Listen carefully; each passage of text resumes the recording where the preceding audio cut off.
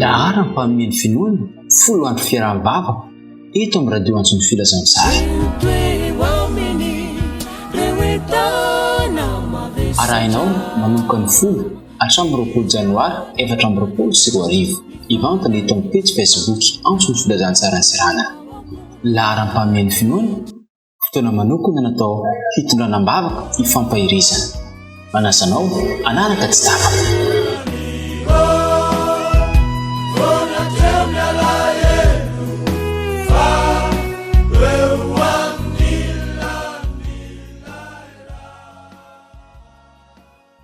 Voalohany indrindra isaorantsika Andriamanitra izay nalanitra sy ny tany no ahafahantsika nanaraka mandrakariva ny foloandrom-bavaka izay efa natompontsika hatramin'izay, ary androany moa ny andro 10 tombotsoa lehibe ho ihany koa no mitondra izany foloandrom-bavaka zany amintsika jiaby izay manaraka ity programa ity, ary miarahabantsika jiaby amin'ny anaran'i Jesosy Kristy izay tiantsika, gatantsika samby hita fahasoavana avy aminazy atsika ka ahafahantsika hanao ny tsara mandrakariva eo amin'ny toerana izay misy antsika izany.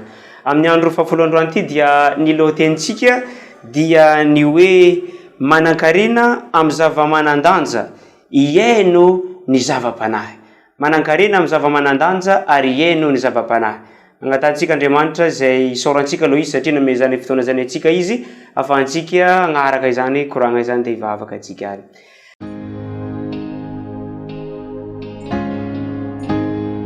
Andriamanitra tsara ny an-danitra misaotra anao satria mikarakaranay ianao isan'andro manohana manome izay ilainay isan'andro, mitahy ny ankonanay, mitahy ny fiangonanay, mitahy ny fiarahamonina misy anay, mitahy ny firenenanay ianao ka manome izay tsara indrindra.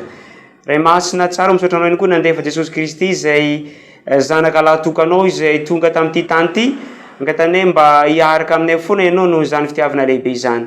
Izao fotoana izay iaranay eto amin'izao folo androm-bavaka izao, andro 10 androany ity, tombotsoanay ihany koa manaraka izany, misaotra anao satria fantatranay fo hiaraka aminay ianao.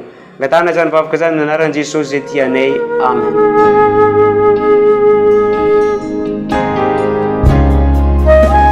Araka ny mbarantsika teny ny lohatenitsika amin'ilay lohateny 10 dia hoe manan-karena amin'ny zava-manandanja ihaino ny zava-panahy. Ahoana no ihainantsika ireo zavatra ara-panahy be dehibe izay ny anarantsika nandritra ny 10 andro? Tena ihainantsika ve izany sa hoe zavatra anankiray izay regny fotsiny ary izay dia manao antso isan'andro? Maro re zavatra izay efa regnintsika, efa nivoizintsika nandritra n'izany 10 andro zany. Moa ve hita eo amin'ny fiainantsika ve fa manompo an'Andriamanitra isika, matatro azy isika ka mitia ireo izay manodidina atsika izany? Hoy za koa ny rehefa nagnaraka 10 androm-bavaka dia nahatsapa fa raha ohatra ny olona rehetra izay manaraka izany zavatra izany miaina tsara amin'ireo zavatra izay regnina, za mino fa milamina ny fiangonana, milamina ny tokantrano, milamina ny fiarahamonina izay misy atsika izany. Manao antso isan'andro dia ho an'izay rehetra izay nanaraka tsy tapaka ny 10 androm-bavaka, ny aran'ny-bavaka atsika nandritra n'izany 10 androm-bavaka izany, iangatana atsika dia samby hampiatra ireo zavatra izay efa ny anarantsika nandritra n'izany 10 andro izany. Androany atsika dia ny andiny fototra ao amin'ny Hebreo 10 andiny fa 420 sy 520. Hebreo 10 andiny fa 420 sy 520. Zao izany andiny fototra izany. Ary aoka isika hifampandinika hampandroso ny fitiavana sy ny asa tsara, aza mahafoy ny fiarantsika miangona tahaka ny fanao sasany, fa mifananara kosa maika satria hitanareo fa miantombotra ny andro. Amin'izany andiny fototra izany izay hita amin'ny Hebreo 10 andiny 24-25 zany dia mitona olona amin'ny raha anankiray izay hampandroso, mitona ny olona hampandroso amin'ny alalan'ny fitiavana ny asan'Andriamanitra, mitona ny olona hiara-iangona, mitona ny olona hanaton'Andriamanitra amin'ny asa izay farombonantsika dia asa fitirana filazantsara, satria ny andro efa eo ankaiky ny farany misy atsika zao izany. Ka anjarantsika no miomana fampitaona ho amin'izany ilay tsara indrindra dia asan'Andriamanitra izany. alohantsika ifona amin'Andriamanitra ho an'ireo zay tsy mety mandalo eo fiainantsika satria marina hoe na ny fiangonana na ny fiarahamonina na le fiarantsika mivavaka dia tsy tanteraka atsika amin'izany zavatra zany na amin'ny asa tsara zay volagnintsika dia tsy tanteraka atsika amin'izany zavatra izany ka hiaraka angataka amin'Andriamanitra isika andeha hifona amin'Andriamanitra isika amin'ny tsy fahombiazana ary antsika ve dia hiaraka ihany koa angataka mba ho vitantsika ny hanao tsara eo amin'ny fiainantsika izany hivavaka atsika.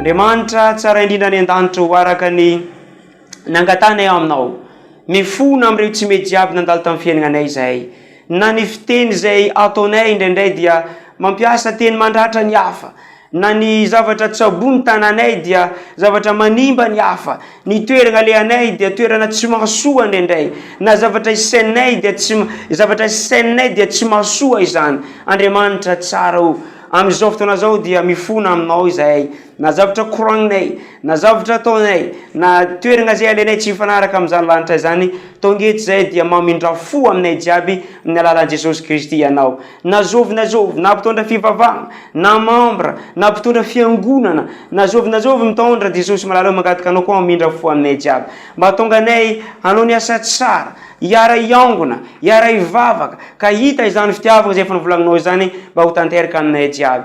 Andriamanitra mifona amin'ny tsy mety jiaby nataonay zahay ka oka anao no mamindra fo aminay mba olona vita fihavanana amin'ny lanitra ny fiainananay jiaby ny anaran'i Jesosy zay maty nisolo fahotanay angatanay vavaka amen.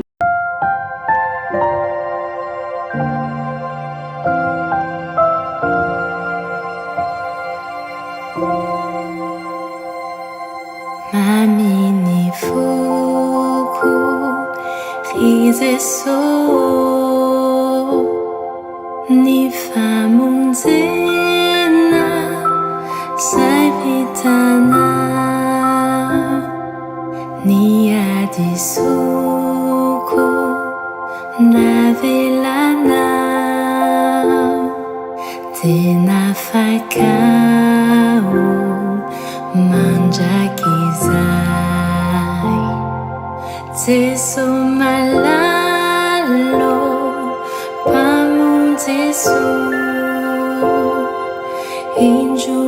injuniayo raisuana velukanumpo velukanu funukanawi saisichaka tanuni fuku rizesoti sazatima sarakana pula malemi muramani tanu ifiki jawamina Jesu malalo pamujesu injuniayo raisuana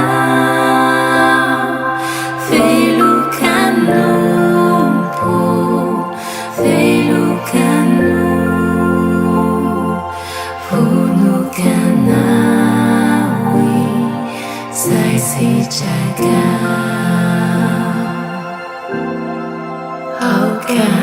aukanifuku sinifuna yaramitepu tenairai aukanisayo sinisaina irai safidi manjakizai Jesu malalo pamunjesu injuniayo raisuana velukanu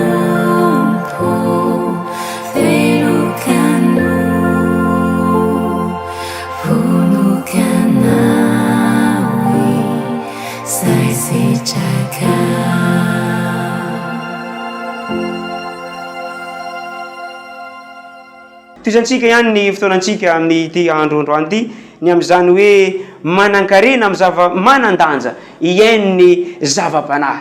Agnatanatsika jiavy dia samby hiainy manahoana izany zavatra ara-panahy zany, tena azo tsapen-tanana ve izany. Zay matetiky resako amin'ny olona raha ohatra miresaka fitiavana atsika, ny fitiavana riavana malala isany tsy hoe zavatra anankiray zay mora lana, fa zavatra anankiray zay aseho eo amin'ny fiainana, tsy zavatra anankiray zay volagny ambava na hoe zay tegna zavatra hita iainana anaovana pratika izany le fitiavana.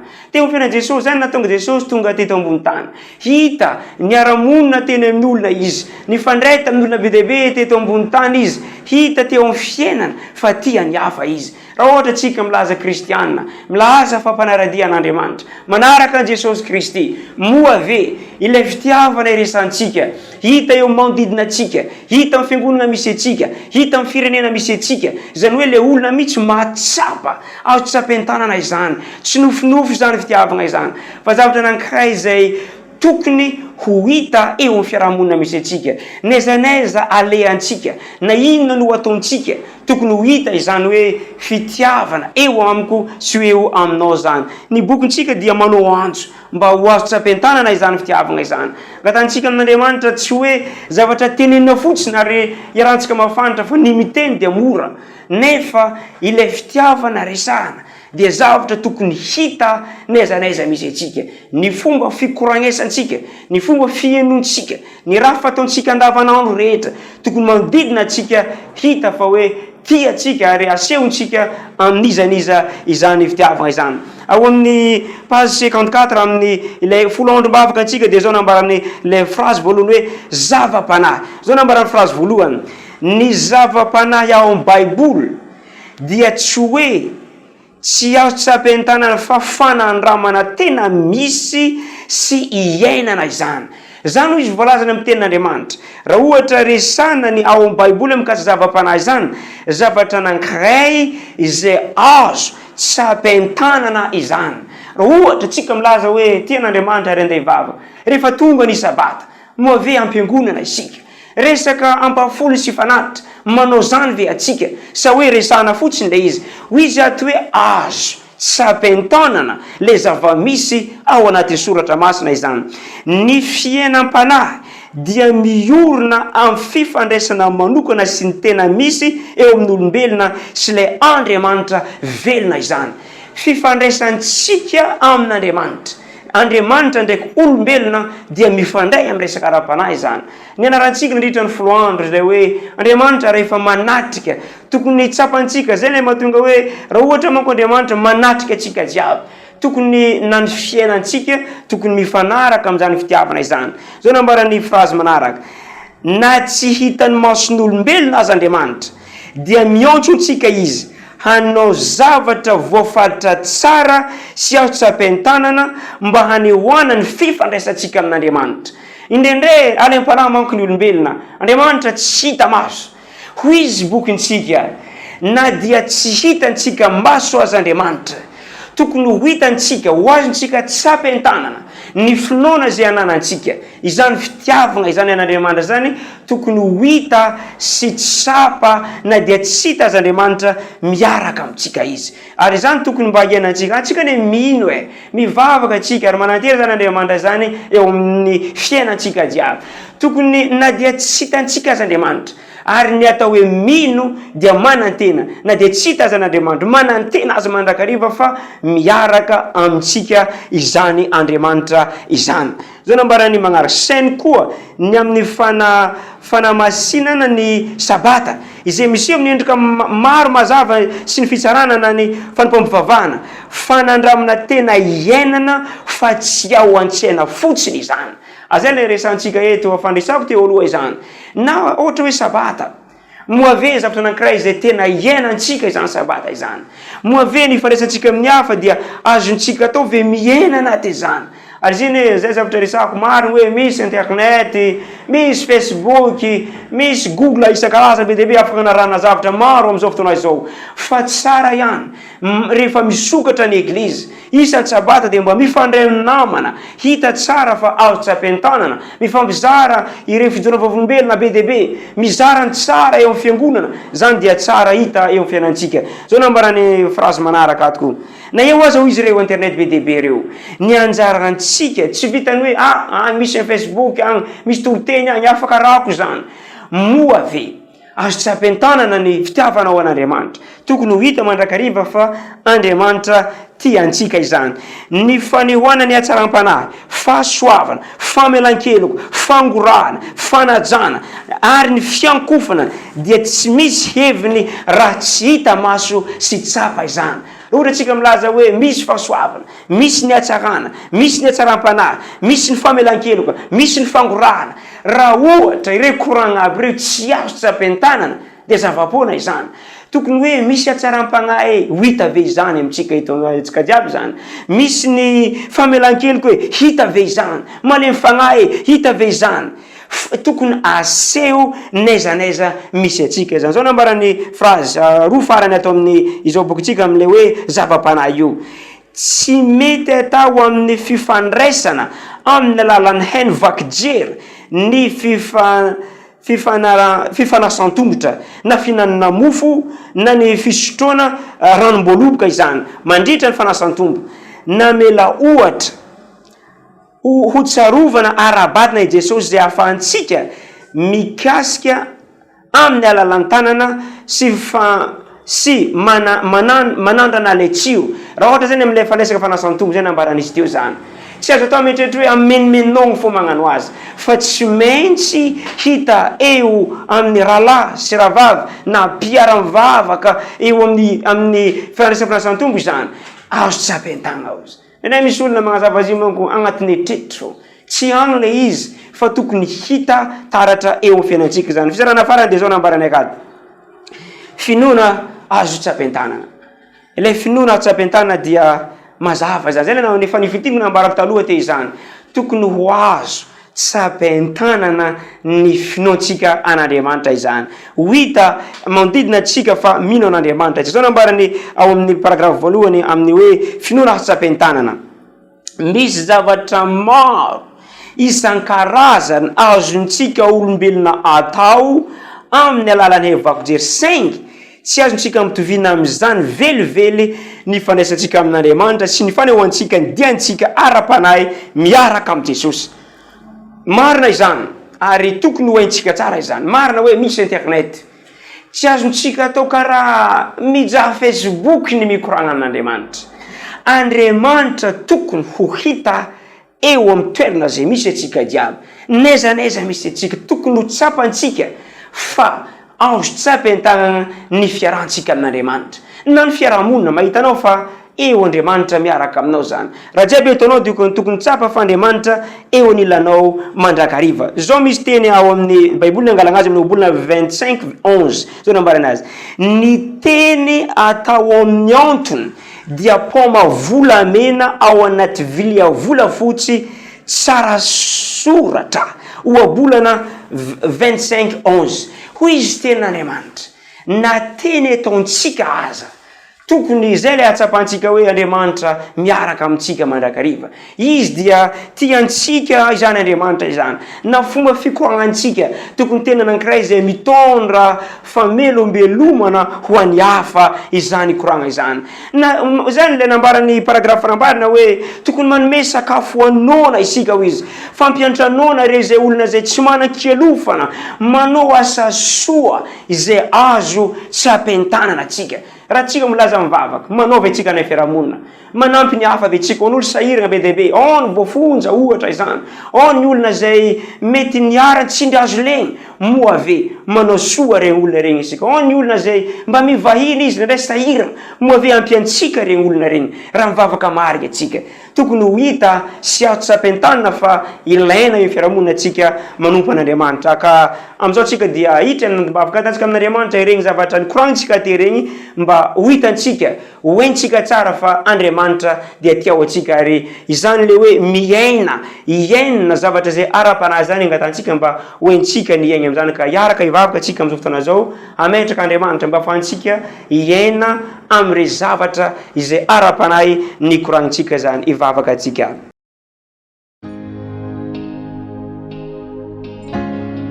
Andriamanitra tsara indrindra any an-danitra ao, ampio izahay olombelona samby olombelona ahafantatra ny anao tsara mandrakariva n'aiza misy anay. Maro ireo olona zay ataontsika hoe azo mpahoriana amin'ity tany ity nefa nandray zay tsy mahay manao an'izany, magnampy izy re tsy hainay zany ray masina tsara ao. Maro ireo olona sahirana amin'ity tany ity, ampio izahay kristiana rehetra, mpivavaka rehetra mba tsapa anao soa ho an'ny hafa izany, ho azo ny fiarahamonina tsapentana ny fisianay jiaby, miarahanay mandrakariva anao amin'izany zavatra izany. Ary ireto misy antombavaka zay arahana amin'izao fotoana zao ngatako mba hamaly zany ihany koa ianao. Ray masina ao mangataka manokana namana anankiray zay mba mangataka fahasalamana, aoka anao no anome azy fahasalamana vena. Ary misy ihany koa ny ankizy anankiray zay mangataka manana vola any amin'ny otiva, nananoty vola zany izy ireo, omeza fafana rehetra Jesosy soa mba hamaha izany, mba hovovahany izany vola izany ka ho voaefa ny vola ny otiva zany. Misy ihany koa ankizy anankiray zay mangataka mba ho afaka baka. Andriamanitra tsara ao ngatanay mba ho vita soamantsara izany baka zany ho afaka izy amin'ity taona ity. Ary misy fitsaboana atao zany izay marary, ngatanay Jesosy mba ho voasitrana izy, efa 13 taona narary nitsabo reraka lava, anao nefa nanasitrana olo maro tamin'ity tany ity, ngatanay dia mba agnisany olona ho afaka izany olona izany. Misy ihany koa zay mangataka manokana hery evany aminao, voangejany devoly, okanao Jesosy no anafaka azy mandrakariva mba ho afaka amin'izany izy. Ary misy ankizy anankiray zay 4 taona nididina amin'ny loha any Tananarivo any, okanao Jesosy no hanome fahasalamana azy, mba mandrokona doktera zay mitsabo azy mba haivagna izy.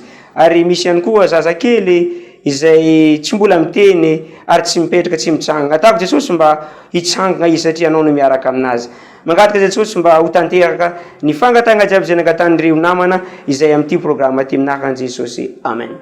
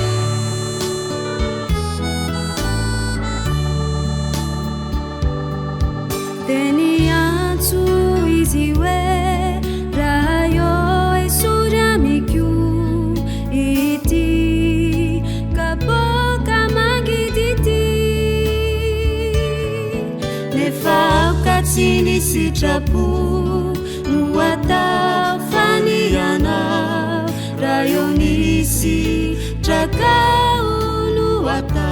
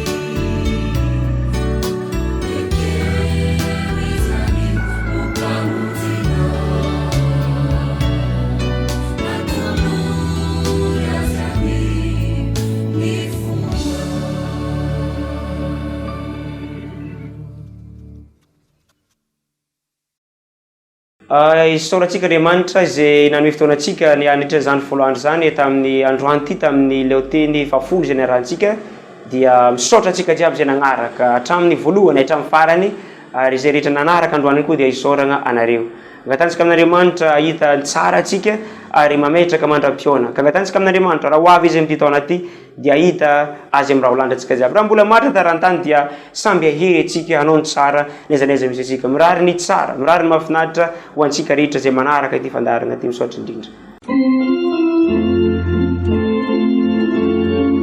Lahara ny mpanomeny finoana folo andro fiaraham-bavaka eto amin'ny radio Antsomy Filazantsara. Arahinao manomboka ny folo hatramin'ny 20 janoary 2024. Ivantana eto amin'ny page Facebook Antsomy Filazantsara Sirana. Lahara ny mpanomeny finoana fotoana manokana natao hitondranam-bavaka hifampahirizana. Manasanao anaraka tsy tapaka.